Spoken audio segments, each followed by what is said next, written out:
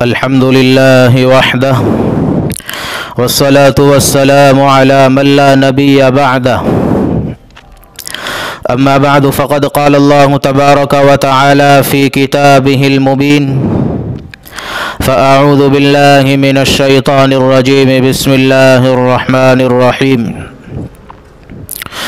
سبحان الذي أسرى بعبده ليلا من المسجد الحرام إلى المسجد الأقصى الذي باركنا حوله لنريه من آياتنا إنه هو السميع البصير صدق الله مولانا العلی العظیم۔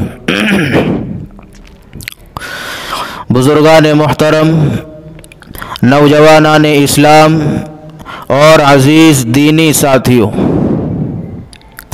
آج کی ہماری مجلس کا موضوع سفر معراج کب، کیوں اور کیسے۔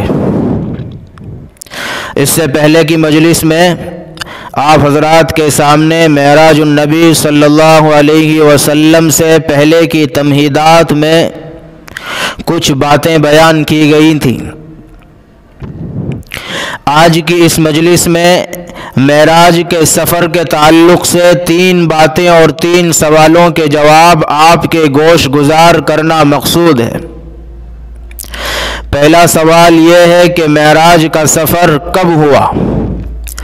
دوسرا سوال یہ کہ معراج کا سفر کیوں ہوا؟ اور تیسرا سوال یہ کہ معراج کا سفر کیسے ہوا؟ اس سے پہلے بطور تمہید ایک عقیدے کا مسئلہ، عقیدے کی بات کا جاننا بے حد ضروری ہے، اور وہ یہ ہے کہ معراج کے سفر کے تعلق سے امت کے اندر 3 طبقے پائے جاتے ہیں۔ ایک طبقہ کہتا ہے معراج منامی ہے، دوسرا طبقہ کہتا ہے معراج روحانی ہے، اور تیسرا طبقہ کہتا ہے کہ معراج جسمانی ہے۔ تو امت کے اندر معراج کے سفر کے تعلق سے 3 طبقے موجود ہیں: معراج منامی، معراج روحانی اور معراج جسمانی۔ معراج منامی کا مطلب یہ ہوا کہ یہ لوگ یہ مانتے ہیں، ان کا یہ عقیدہ ہے کہ معراج کا سفر حضور پاک صلی اللہ علیہ وسلم کا محض ایک خواب تھا۔ جس طرح سے ایک عام آدمی خواب دیکھتا ہے، اسی طرح سے حضور پاک صلی اللہ علیہ وسلم نے خواب کے اندر یہاں سے بیت المقدس اور بیت المقدس سے 7 آسمانوں کی سیر، پھر اس کے بعد کے سارے مراحل و منازل خواب میں طے فرمائے ہیں۔ اور جو لوگ یہ کہتے ہیں کہ معراج روحانی، ان کا مطلب یہ ہے کہ معراج تو حضور کو خواب میں نہیں ہوئی، مگر معراج کے سفر میں حضور پاک صلی اللہ علیہ وسلم کا جسم مبارک شامل نہیں ہے۔ معراج محض حضور پاک صلی اللہ علیہ وسلم کی روح مبارک کو ہوئی ہے۔ اور تیسرا طبقہ اور تیسرا موقف امت کا یہ ہے کہ معراج حضور پاک صلی اللہ علیہ وسلم کو جسمانی ہوئی اور بیداری کی حالت میں ہوئی۔ اور یہی ہمارا موقف ہے، یہی اہل سنت والجماعت کا موقف ہے کہ حضور نے معراج بیداری کی حالت میں کی ہے اور معراج جسمانی شکل میں کی ہے۔ علماء کرام اس کے 3 دلائل تحریر فرماتے ہیں کہ حضور پاک صلی اللہ علیہ وسلم کا معراج جسمانی سفر ہے اور بیداری کی حالت میں۔ پہلی دلیل قرآن کریم سے رب کا کلام کہتا ہے سبحان الذی اسری بعبدہ، پاک ہے وہ ذات جو اپنے بندے کو لے گئی۔ اس آیت کے اندر اللہ تبارک و تعالی نے جس ذات کو اور جس ہستی کو سفر کروایا ہے اس کو لفظ عبد کے ساتھ تعبیر فرمایا ہے، اور عبدیت کی صفت اور عبدیت کا اطلاق جسم پر ہوتا ہے، نہ کہ روح پر۔ لہذا آیت مبارکہ سے یہ بات صاف اور واضح ہو جاتی ہے کہ حضور پاک صلی اللہ علیہ وسلم کو اسراء اور معراج کا سفر جسم کے ساتھ اور بیداری کے ساتھ کروایا گیا۔ اور دوسری دلیل یہ دی گئی کہ یہ سفر جو ہوا پورا کا پورا براق سواری پر کیا گیا۔ مسجد حرام سے بیت المقدس تک کا پورا سفر براق سواری کے ذریعے طے ہوا، اور سواری کا استعمال کرنا جسم کا خاصہ ہے نہ کہ روح کا۔ پتہ یہ چلا کہ سفر جسم کے ساتھ ہوا ہے، روح کے ساتھ نہیں۔ اور تیسری بڑی دلیل یہ ہے کہ جب معراج کا سفر مکمل ہوا اور حضور پاک صلی اللہ علیہ وسلم نے صبح میں اس معراج کے سفر کا اظہار کیا اور لوگوں کے سامنے اس واقعے کو بیان فرمایا، تو مشرکین مکہ نے، کفار مکہ نے اس واقعے کی اور اس سفر کی تکذیب کی، اس کو جھٹلایا اور حضور کا استہزاء کیا، تمسخر کیا، اس واقعے کی بنیاد پر حضور کا مذاق اڑایا۔ اس سے یہ پتہ چلتا ہے کہ یہ سفر معراج کا جسمانی تھا اور بیداری کی حالت میں تھا، کیونکہ خواب میں سفر کرنا پھر اس کو بیان کرنا یہ کوئی ایسی چیز نہیں ہے جس کو جھٹلایا جائے، یہ کوئی ایسی چیز نہیں ہے جس پر اس کا استہزاء کیا جائے، اس کا مذاق اڑایا جائے، کیونکہ یہ معمولی بات ہو گئی، یہ عام بات ہو گئی، یہ کامن اور جنرل بات ہو گئی کہ ہر عام آدمی بھی اس طرح کا خواب دیکھ سکتا ہے۔ یہ تین دلائل علماء کرام نے اپنی کتاب کے اندر تحریر فرمائے ہیں، جس سے یہ بات کھل کے واضح ہو جاتی ہے کہ حضور پاک صلی اللہ علیہ وسلم نے معراج بیداری کی حالت میں کی اور معراج کا سفر جسمانی شکل میں ہوا ہے۔ اب جو ہے پہلا سوال کہ معراج کا سفر کب ہوا، اس میں علماء کرام کا، مفسرین کا اور مؤرخین کا اختلاف ہو گیا، اور یہ اختلاف ایسا ہے کہ سال کا بھی اختلاف، مہینے کا بھی اختلاف، دن کا بھی اختلاف اور تاریخ کا بھی اختلاف۔ کچھ علماء کرام نے لکھا ہے کہ معراج کا سفر ہجرت سے 10 سال پہلے ہوا، کچھ علماء کرام نے لکھا معراج کا سفر ہجرت سے 8 سال پہلے ہوا، اور کچھ علماء نے لکھا کہ معراج کا سفر ہجرت سے 3 سال پہلے، اور یہی قول مشہور ہوا اور یہی قول راجح بھی ہے۔ تو 10 نبوی سن میں معراج کا سفر ہوا ہے جو ہجرت سے 3 سال پہلے کا ہے۔ اور دوسرا، مہینے کے اندر اختلاف ہوا، بعض علماء نے فرمایا کہ رجب میں معراج ہوئی، بعض علماء نے فرمایا ربیع الاول میں معراج کا سفر ہے، بعض علماء نے فرمایا کہ شوال المکرم میں معراج کا سفر ہے، اور بعض علماء نے فرمایا کہ رجب المرجب میں معراج کا سفر ہے۔ پھر اس کے اندر رجب کا مہینہ مشہور ہوا اور رجب کی بھی 27 تاریخ مشہور ہوئی۔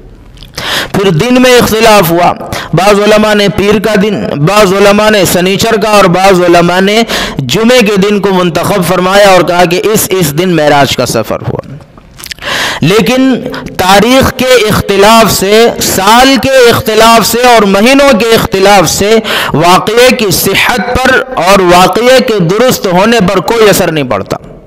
یہ بات متفق علیہ ہے، نصوص سے ثابت ہے کہ معراج کا سفر ہوا ہے، جسمانی حالت میں ہوا ہے، بیداری کی حالت میں ہوا ہے۔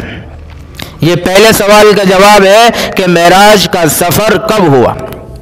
دوسرا سوال یہ ہے کہ معراج کا سفر کیوں ہوا۔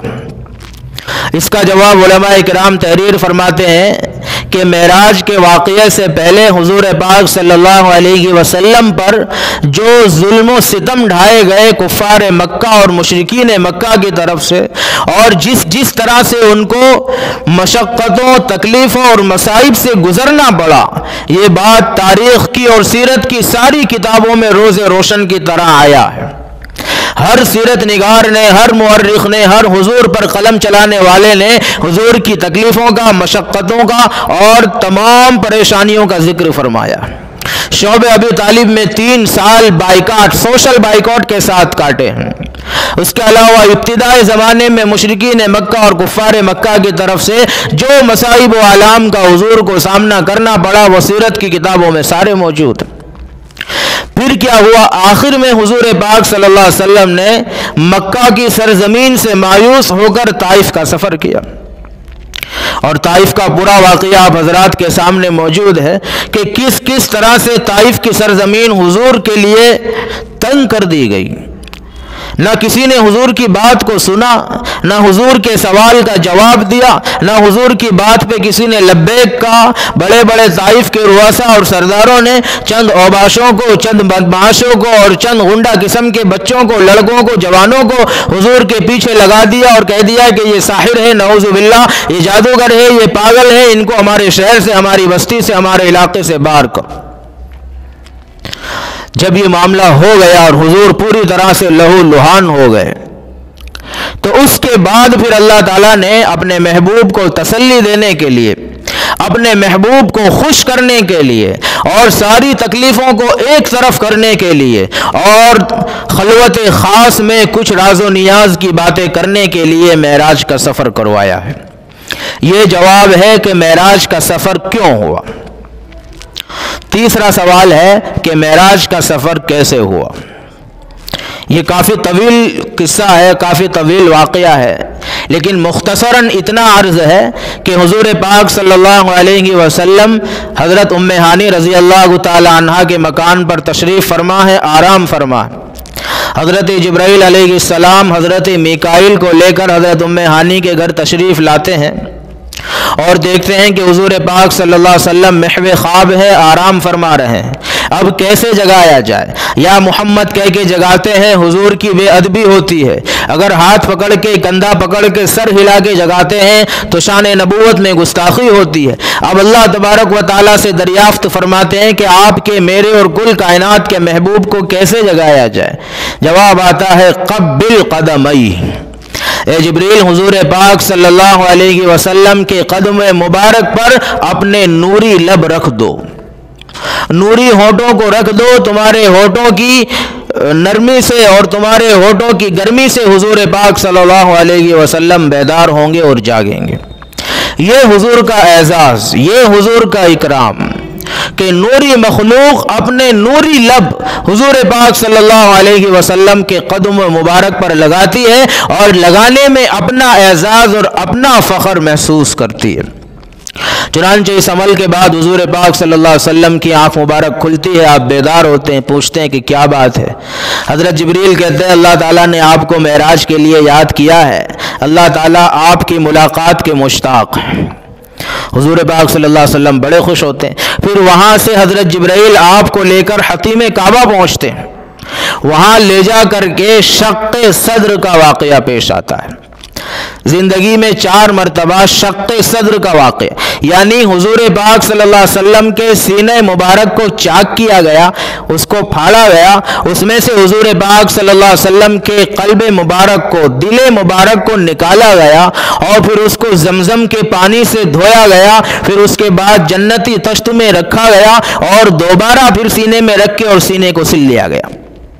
یہ شق صدر کہلاتا ہے جو حضور پاک صلی اللہ علیہ وسلم کے ساتھ 4 مرتبہ زندگی میں پیش آئے۔ ایک مرتبہ بچپن میں شق صدر ہوا، پھر لڑکپن میں ہوا، پھر اعلان نبوت کے وقت ہوا، پھر معراج کے سفر کے وقت ہوا۔ تو شق صدر کا واقعہ ہوا، حضور کے دل مبارک کو باہر نکالا گیا، زمزم کے پانی سے اس کو غسل کیا گیا، دھویا گیا، پھر دوبارہ سینے میں رکھ کے سینے کو دوبارہ سل دیا گیا۔ پھر اس کے بعد براق سواری کو لایا گیا، جس کی کیفیت یہ تھی کہ وہ بجلی کی رفتار سے زیادہ تیز دوڑتی تھی، جہاں اس کی نظر گرتی تھی وہاں اس کا قدم پڑتا تھا۔ اس سواری پہ حضور پاک صلی اللہ علیہ وسلم کو سوار کیا گیا، رکاب جبرائیل علیہ السلام نے پکڑی ہے اور زین حضرت میکائیل علیہ السلام نے پکڑی ہے اور آگے پیچھے فرشتوں کی قطار لگی ہے اور پھر اس سواری نے اڑنا شروع کیا۔ حطیم کعبہ سے مسجد اقصی اور بیت المقدس کے بیچ میں 4 مرتبہ قیام ہوا۔ اب یہ سواری حطیم کعبہ سے چلی ہے، کچھ دیر سفر ہونے کے بعد حضرت جبرائیل علیہ السلام نے حضور سے فرمایا کہ ٹھہرو اور یہاں قیام کرو اور 2 رکعت نفل پڑھو۔ حضور نے وہاں قیام کیا، 2 رکعت نفل پڑھی، پھر حضرت جبریل سے پوچھا کہ بتاؤ یہ کون سی جگہ ہے؟ حضرت جبرائیل علیہ السلام نے فرمایا یہ یثرب ہے، جو آگے چل کے مدینہ منورہ کے نام سے تبدیل ہوگا، اور یہ آپ کا دار الہجرت ہے، یہاں آپ کو مکہ سے مدینہ ہجرت کرنی ہے۔ وہاں سے آگے سواری چلی، کچھ دیر سفر ہونے کے بعد حضرت جبریل نے کہا یہاں قیام کرو، 2 رکعت نفل ادا کرو۔ हुजूर ने 2 रकात नफिल अदा की और पूछा ये कौन सी जगह है? कहा ये कोहे तूर है, ये तूर का पहाड़ है जहां हजरत मूसा अलैहिस्सलातु वस्सलाम अल्लाह ताला से हम कलाम हुआ करते थे, और वहीं पास में हजरत मूसा की कब्र मुबारक है। हुजूर ने देखा कि हजरत मूसा अलैहिस्सलाम अपनी कब्र के अंदर नमाज पढ़ रहे हैं। वहां से आगे चले, कुछ देर सफर हुआ, फिर हजरत जिब्राइल अलैहिस्सलाम ने हुजूर से कहा कि यहाँ क़याम करें, और क़याम फरमाने के बाद कहा 2 रकात नफल पढ़े। हुजूर ने 2 रकात नफिल पढ़ी। हुजूर ने हजरत जिब्रील से पूछा ये कौन सी जगह है? कहा कि ये मदियन है, हजरत शुएब अलैहिस्सलाम का वतन, हजरत शुएब अलैहिस्सलाम जहाँ रहते थे मदियन, ये वो जगह है। फिर वहाँ से आगे चले, कुछ देर सफ़र करने के बाद फिर हजरत जिब्रील ने हुजूर से कहा कि यहाँ रुके, यहाँ क़याम करें, 2 रकात नफिल पढ़े। हुजूर ने 2 रकात नफिल पढ़ी। फिर हुजूर ने पूछा हजरत जिब्रील से बताओ ये कौन सी जगह है? कहा कि ये बैतुल लहम है, ये वो जगह है जहाँ हजरत ईसा अलैहिस्सलाम पैदा हुए, ये मौलिद ईसा है, ये ईसा अलैहिस्सलाम की विलादत गाह है। वहाँ 2 रकात नफल हुई और इसके बाद जो क़याम हुआ वो बैतुल मुक़द्दस के अंदर, मस्जिद अक़सा के अंदर। जब हुजूर पाक सल्लल्लाहु अलैहि वसल्लम बैतुल मक़दिस पहुँचे हैं, देखते हैं कि हज़रत आदम से लेके हज़रत ईसा अलैहिस्सलाम तक 1.25 लाख अंबिया सफ़ बस्ता खड़े हैं, सारे के सारे मुख्तदी बन के, नमाजी बन के खड़े हैं। आगे इमाम का मुसल्ला खाली है। हर नबी इंतज़ार में कि कोई इमाम आए जो हमारी क़यादत करे, हमारी इमामत करे। हुजूर पाक सल्लल्लाहु अलैहि वसल्लम तशरीफ़ लाते हैं, हज़रत जिब्रील हाथ पकड़ के मुसल्ले पे खड़ा करते हैं और कहते हैं कि मोहम्मद सल्लल्लाहु अलैहि वसल्लम नमाज पढ़ाएं, और हज़रत आदम से लेके हज़रत ईसा अलैहिस्सलातु वस्सलाम तक 1.25 लाख नबियों के इमाम बनने का शरफ हासिल करें। यहीं से हुजूर को लक़ब मिला है इमामुल अंबिया, इमामुल मुरसलीन, सय्यदुल अंबिया, सय्यदुल मुरसलीन, सारे नबियों के इमाम। हज़रत आदम से लेके हज़रत ईसा तक सारे के सारे नबी वहाँ सफ़ बस्ता सफ़ में खड़े हैं मुक्तदी बन के, और हुजूर पाक सल्लल्लाहु अलैहि वसल्लम जो सबसे आखिर में दुनिया में तशरीफ़ लाए वो सारे नबियों के इमाम बन के खड़े। खैर इमामत पूरी हो गई। उसके बाद फिर हुजूर पाक सल्लल्लाहु अलैहि वसल्लम मस्जिद से बाहर निकले। यहाँ तक इसरा का सफ़र मुकम्मल होता है। अब इसके बाद जो सफ़र शुरू होता है वो मेराज का सफ़र। खुद हुजूर फरमाते हैं सुम्मा उरिज बी, फिर मुझे मेराज कराई गई, फिर मुझे आसमानों पे चढ़ाया गया। अभी तो ज़मीनी सफ़र था, जो इसरा का सफ़र था वो बैतुल मुक़द्दस पे जाके मुकम्मल हुआ, और वहाँ से आसमानों का सफ़र शुरू हुआ। इसीलिए सवारी को बदला गया। अब बुराक नहीं, अब जन्नती सवारी लाई गई जिसका नाम है रफ़रफ़। अब रफ़रफ़ के ऊपर हुजूर पाक सल्लल्लाहु अलैहि वसल्लम सवार होते हैं, और पहला आसमान, दूसरा, तीसरा, चौथा, पांचवा, छठा, सातवां, 7 आसमान के ऊपर हुजूर पाक सल्लल्लाहु अलैहि वसल्लम पहुंचते। हर आसमान पे एक नबी से मुलाकात। पहले आसमान पे चले, हज़रत आदम अलैहिस्सलाम से मुलाकात हुई। दूसरे आसमान पे चले, हज़रत ईसा अलैहिस्सलाम से मुलाकात हुई। फिर तीसरे आसमान पे चले तो हज़रत यूसुफ अलैहिस्सलाम से मुलाकात। चौथे आसमान पे चले, हज़रत इदरीस व यहया अलैहिस्सलाम से मुलाकात। 5वें आसमान पे चले, हज़रत हारून अलैहिस्सलाम से मुलाकात। 6ठे आसमान पे चले, हज़रत मूसा अलैहिस्सलाम से मुलाकात। और 7वें आसमान पे हज़रत इब्राहीम अलैहिस्सलाम से मुलाकात हुई। हर नबी ने हुजूर का इस्तकबाल किया, मरहबन बिल अखिल करीम कह के हुजूर का खंदा पेशानी के साथ इस्तकबाल हुआ। मुख्तसर सी गुफ्तो शनीद हुई, 7 आसमान का सफ़र मुकम्मल। अब यहाँ से सीधे सिदरतुल मुंतहा पहुँचे। सिदरतुल मुंतहा वो मकाम है जहाँ पर मखलूकी सफ़र मुकम्मल होता है, जहाँ से आगे फरिश्तों और मलाइका की भी हिम्मत नहीं है कि वो उस बॉर्डर को क्रॉस कर। सिदरतुल मुंतहा, यहाँ इंतहा हो गई, हर मखलूक की इंतहा। अब यहाँ कोई आगे नहीं जा सकता। जब हुजूर पाक सल्लल्लाहु अलैहि वसल्लम वहाँ से आगे जाने लगे, हज़रत जिब्रील अलैहिस्सलाम से कहा कि चलो आप भी। हज़रत जिब्रील कहने लगे कि नहीं, یہاں سے آگے نہ میں آج سے پہلے کبھی گیا ہوں نہ آج کے بعد کبھی جا سکتا ہوں۔ کیوں؟ کیونکہ اس کے آگے اگر میں چلا گیا تو اللہ کی تجلی، اللہ کے انوار و برکات اتنے زبردست اس کے آگے موجود ہیں کہ جبریل کے پر جل کے راکھ ہو جائیں گے، خاکستر ہو جائیں گے۔ اس کے آگے جانے کی میرے اندر نہیں بلکہ کسی مخلوق کے اندر ہمت نہیں ہے۔ یہ اعزاز تو اللہ صرف آپ کو عطا فرماتا ہے کہ آپ سدرۃ المنتہا سے آگے کا سفر کریں، اور یہ آپ تنہا سفر کریں۔ چنانچہ سدرۃ المنتہا سے آگے کا سفر ہوتا ہے۔ جنت اور جہنم کی بیچ میں سیر بھی ہوتی ہے۔ جہنم کے اندر مختلف لوگوں کو دیکھتے ہیں، مختلف گناہوں کی وجہ سے مختلف سزاؤں کا شکار پاتے ہیں، وہ مستقل ایک موضوع ہے۔ پھر اس کے بعد آگے چلتے ہیں، 70,000 نور کے پردے کھلتے چلے جاتے ہیں اور حضور پاک صلی اللہ علیہ وسلم آگے بڑھتے چلے جاتے ہیں۔ آواز آتی ہے، ادنو منی یا حبیبی، ادنو منی یا حبیبی، اے میرے محبوب اور قریب آؤ، اور قریب آؤ، اور قریب آؤ۔ اور حضور پاک صلی اللہ علیہ وسلم قریب ہوتے چلے جاتے ہیں، ہوتے چلے جاتے ہیں، اور کتنے قریب ہوتے ہیں؟ قرآن کہتا ہے ثم دنا فتدلی فکان قاب قوسین او ادنا، 2 کمان کا یا اس سے بھی کم کا فاصلہ حبیب اور محبوب کے بیچ میں، اللہ اور حضور پاک صلی اللہ علیہ وسلم کے بیچ میں رہ جاتا ہے۔ جانے کے بعد فوراً حضور پاک صلی اللہ علیہ وسلم سجدہ ریز ہو جاتے ہیں، سجدے میں گر جاتے ہیں، اور سجدے میں گرنے کے بعد اللہ کی حمد و ثنا بیان کرتے ہیں، کہتے ہیں التحیات للہ والصلوات والطیبات، تمام قولی عبادتیں، تمام فعلی عبادتیں اور تمام مالی عبادتیں سب کے سب اللہ کے لیے۔ پھر اللہ کی طرف سے ارشاد ہوتا ہے السلام علیکہ ایھا النبی ورحمۃ اللہ وبرکاتہ، اے نبی محمد صلی اللہ علیہ وسلم تم پر ہمارا سلام، تم پر ہماری رحمتیں اور تم پر ہماری برکتیں۔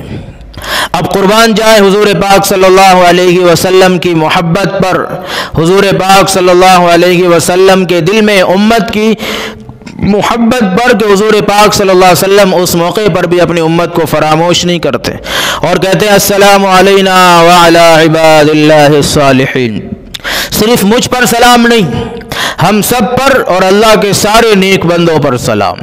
پھر کہتے ہیں اشہد ان لا الہ الا اللہ واشہد ان محمدا عبدہ ورسولہ، گواہی اس بات کی کہ اللہ کے سوا معبود کوئی نہیں، اور گواہی اس بات کی کہ حضور پاک صلی اللہ علیہ وسلم اللہ کے رسول اور نبی ہیں۔ بہت ساری راز و نیاز کی باتیں ہوتی ہے۔ قرآن کہتا ہے فَأَوْحَى إِلَىٰ عَبْدِهِ مَا أَوْحَى، وہ باتیں ہوئی ہیں جو ہوئی، یعنی اس کی حقیقت، اس کی کیفیت، اس کی مقدار، اس سے قرآن بھی خاموش ہے، حدیث بھی خاموش ہے۔ یہ عاشق و معشوق کے بیچ کی گفتگو ہے، یہ حبیب اور محبوب کے بیچ کی گفتگو ہے، یہ راز و نیاز کی باتیں ہیں جسے لوگوں کے سامنے کھولا نہیں گیا، منکشف نہیں کیا گیا۔ واپسی کا وقت ہو چلا ہے، اللہ تبارک و تعالیٰ اپنے مہمان، اپنے محبوب حضور پاک صلی اللہ علیہ وسلم کو تحفے عطا فرماتے ہیں۔ 3 تحفے دیے جاتے ہیں، معراج کے 3 تحفے۔ پہلا تحفہ آمن الرسول بما انزل الیہ من ربہ والمؤمنون، سورہ بقرہ کا آخری رکوع معراج کے سفر سے ملا۔ دوسرا تحفہ ان اللہ لا یغفر ان یشرک بہ ویغفر ما دون ذلک لمن یشاء، آپ کی امت کا شرک کے علاوہ ہر گناہ کی معافی کا اعلان۔ اور تیسرا تحفہ ان الصلاۃ کانت علی المؤمنین کتابا موقوتا، نماز۔ تو 3 تحفے ملے معراج کے، ایک سورہ بقرہ کا آخری رکوع، اور دوسرا شرک کے علاوہ ہر گناہ سے معافی، اور تیسرا نماز کا تحفہ۔ پھر یہ بات بھی بڑی مشہور ہے کہ نمازیں جب دی گئی 50 تھی، ایک دن کی 50 نماز حضور پاک صلی اللہ علیہ وسلم لے کے آئے۔ راستے میں حضرت موسیٰ سے ملاقات ہو گئی۔ حضرت موسیٰ نے پوچھا معراج سے آ رہے ہو؟ کہا کہ جی۔ کہا کیا تحفہ لائے ہو؟ کہا کہ یہ اور 50 نمازیں۔ حضرت موسیٰ کہنے لگے کیا تمہاری امت 50 نمازیں پڑھ لیں گی؟ کہنے لگے کہ کیوں نہیں، 50 نمازیں پڑھ لیں گی، اللہ کا تحفہ ہے، معراج کا تحفہ ہے، آسمانوں کا اور عرش کا تحفہ ہے، کیوں نہیں پڑھے گی؟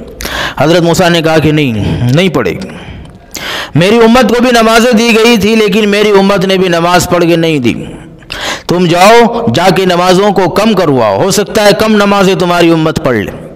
اب حضرت حضور پاک صلی اللہ علیہ وسلم حضرت موسیٰ کی درخواست پہ دوبارہ اللہ کے دربار میں جاتے ہیں، اور ایک بار نہیں 9 بار چکر لگتا ہے، ہر بار 5 نمازیں کم ہوتی چلی جاتی ہے، اور 50 سے 45 نمازیں کم ہو کے 5 بچتی۔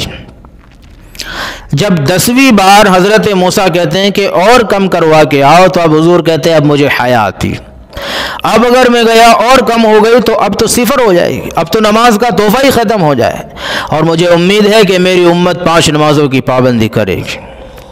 دنیا میں آ گئے، معراج کا پورا واقعہ صحابہ کے سامنے بیان ہو گیا۔ صحابہ نے پوچھا کیا لے کے آئے؟ کہا کہ نماز کا تحفہ لے کے آیا۔ جب یہ بات حضور نے صحابہ کے سامنے رکھی، سارے صحابہ خوشی سے کھل اٹھے اور کہنے لگے کہ اب تو ہمیں رب کے خزانوں کو لوٹنے کا ذریعہ مل گیا، اب تو ہمیں روٹھے رب کو منانے کا وسیلہ مل گیا، اب تو ہمیں رب کا قرب اور نزدیکی حاصل کرنے کا ذریعہ مل گیا۔ اور پھر نمازوں کا وہ اہتمام کیا کہ تاریخ کی کتابیں بھری پڑی ہیں کہ دنیا ادھر سے ادھر ہو سکتی تھی مگر صحابی کی نماز آگے پیچھے نہیں ہو سکتی تھی۔ یہ معراج کا تحفہ ہے، نماز کا تحفہ، اس کو پوری امت کو اپنانے کی، اس پر عمل کرنے کی بہت زیادہ ضرورت ہے۔ اللہ تبارک و تعالی ہم سب کو کہنے سننے سے زیادہ عمل کی توفیق مرحمت فرمائے، آمین۔ وآخر دعوانا الحمد للہ رب العالمین۔